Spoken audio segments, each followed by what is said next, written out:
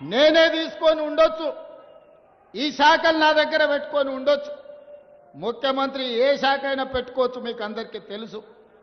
కానీ మంత్రులను సమన్వయం చేయాలన్నా, చంద్రశేఖరరావు సంగతి చూడాలన్నా నాకు సమయం సరిపోదు. కాబట్టి సమయం ఇవ్వడమే కాదు, సరిగ్గా పనిచేసే సమర్థవంతమైన మంత్రి ఉండాలి అని సీనన్నని శాఖకు నియమించిన నా అంచనా తప్పలేదు.